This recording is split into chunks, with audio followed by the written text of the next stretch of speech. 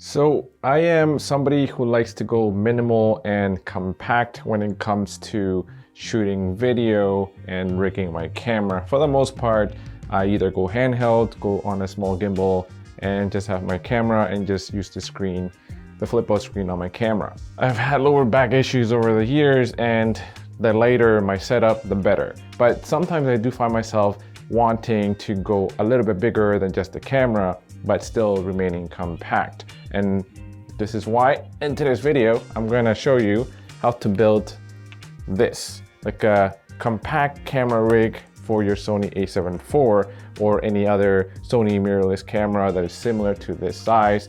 And it's all powered by one V-mount battery. This is the V-mount battery by Neewer. Although I was sent this battery by Neewer, they did not get to see the content of this video before you do. And all the thoughts in this video are my own. But I do want to say that I'm really liking how I'm able to power everything here with just the one mini V-mount battery. And if you wanted to replicate this with another camera, all you would need to do is just get a different cage, a cage that would fit your mirrorless camera. But if you have the Sony a7 IV, this is going to exactly match your camera. So we'll talk about what we need to build this up. We'll talk about how to build it up and how to power it up, and how you still have room to add a few more accessories after all is said and done. So let's get started with what you would need to build this up. And as usual, all the links are going to be in the description below, so you'll find everything you need to build this up right in there.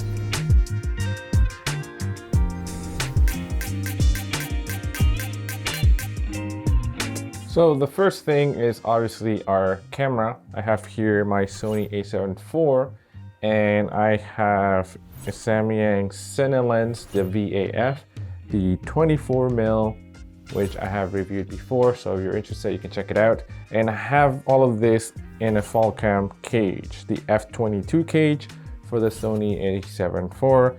I have a video about this setup as well, so you can check that video out. The second thing is this V-mount battery, which is what will be powering everything in our little compact camera rig. This is the Neewer mini V-mount battery, which has 99 watt-hours of power, 6,800 milliamp hours. It has also up to 65 watts of power delivery via USB-C, which means that you can even keep a MacBook Pro powered if you're not doing a ton of heavy tasks, which is quite impressive for a battery this size. You know, this is in comparison to my phone.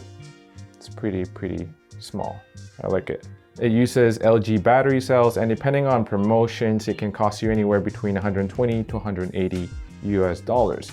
To note is that this battery is pretty much the same thing as the small rig VB99 mini V-mount battery, with the only difference is that this one tends to run a little bit cheaper, usually, at least most of the time. To continue building our camera rig, we're gonna be using also this top handle from the Falcam F22 system, this side grip as well from the same Falcam F22 system.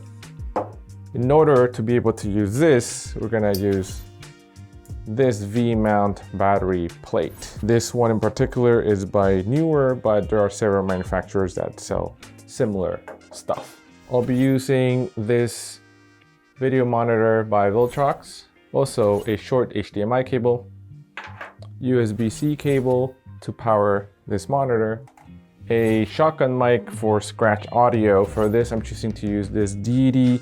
I believe this is the D4, if I'm not mistaken. This one allows you to record audio from the back, from the front, or from both. And what I like is that this is an eclectic microphone, so it does not need any power. We'll also be using this little thing here, a mini arm for the monitor, and a dummy battery for our camera with D-tap. In order for this dummy battery to work, we're gonna have to get rid of the battery door compartment over here. Otherwise, if you leave your dummy battery in, this is gonna just be in the way. Your camera might have something where this could work without taking the battery door, but for that Sony a7 IV, you'll have to take it off. And it's really simple. You can see that there is this little thing here that you can pull down. And as soon as you do that, you just remove it this way. Next, we'll get our cage installed. Get the sidebar installed as well. And I like this F22 quick release system because you can just slide it right in like so, and it's already secured. Same thing with the top handle, and we'll slide it up here. That's it. Next, we have this V-mount battery plate that has an Arca Swiss plate here, which you can mount to your tripod.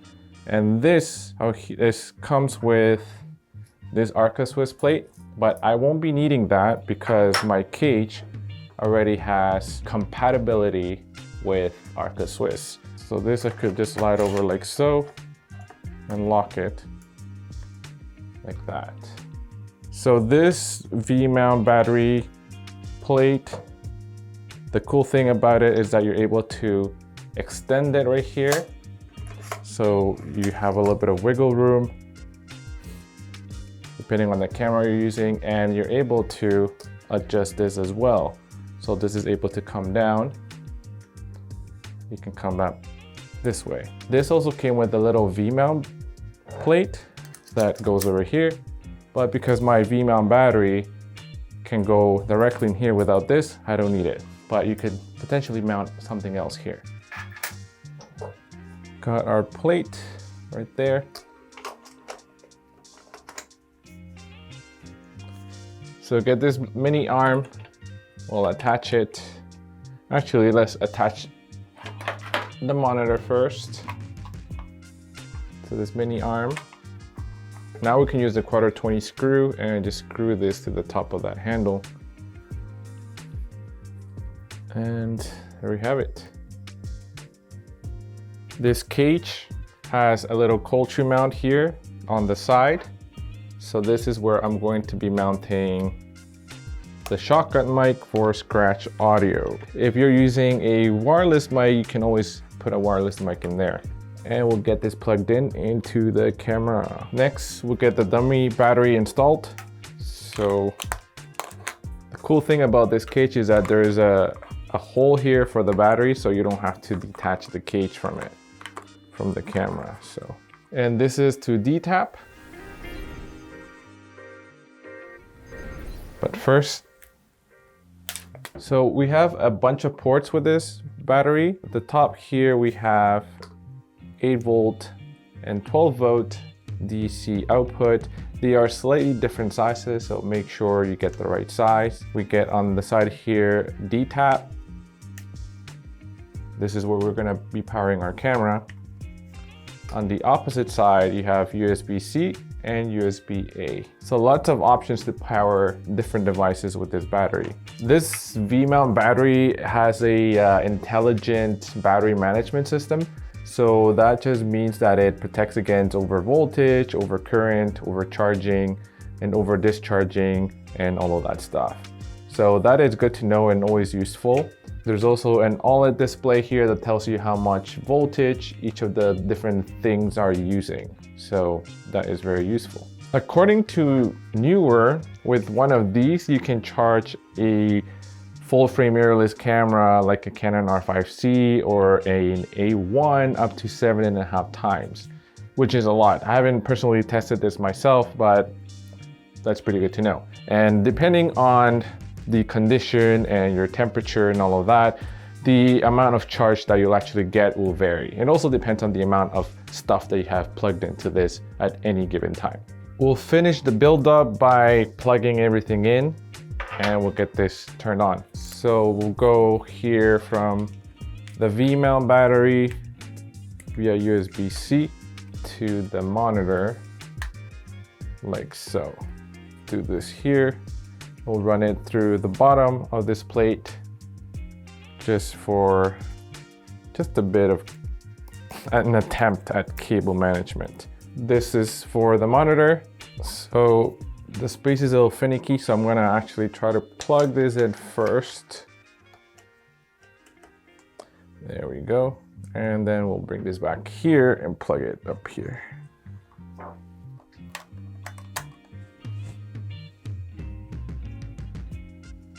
And now the last thing that we need to get plugged in is the D-tab.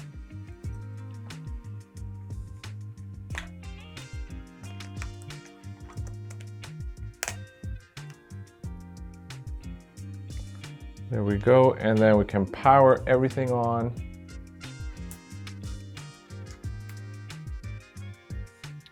And that is it. We're able to see the battery power remaining here of this V-mount battery. And it says 88% right now. Via USB-C, there's 5 volts of power going out of it to power this monitor. Unfortunately, there is no indication for D-tab, so that is a minor inconvenience with that. This is another function of this V-mount. I'm able to give more space if I want to look at the screen better, or if I want to mount other things here, because there are more 1/4 inch 20 threads in here that you can use as well. For example, if I wanted to mount a wireless video transmitter here, I could do that here, or like a mini audio rig, I could do that here as well. But like I said, I want to go as minimal as possible. So this is going to be my rig. So this is what the final rig looks like. It's fairly well balanced in my opinion when you hold it with 2 hands. If you want to go handheld, you can use this V-mount battery here and just lean it against your chest, and you have almost like leveled view with the monitor here, so you don't have to be looking down all the time. And that is another reason why sometimes I get a lot of neck problems too, because I'm like that. If you're like this, you're able to have a more ergonomic rig. The one thing I want to say though is that I would eventually like to add another plate here and add another handle, so I can have one on the left and one on the right, and that is going to help balance the weight of this thing a little bit more if you're holding it by the top handle. As you can see, when I'm holding on the top handle, I do have to compensate a little bit to keep it straight.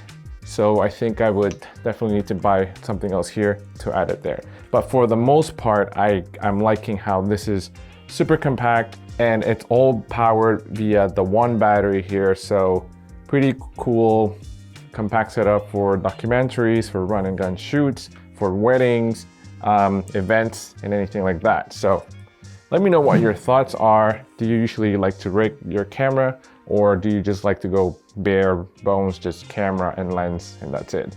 I would love to hear what your thoughts are. And that's it for today's video. And if you're still watching, here are a couple more videos you could watch next, and I'll see you there.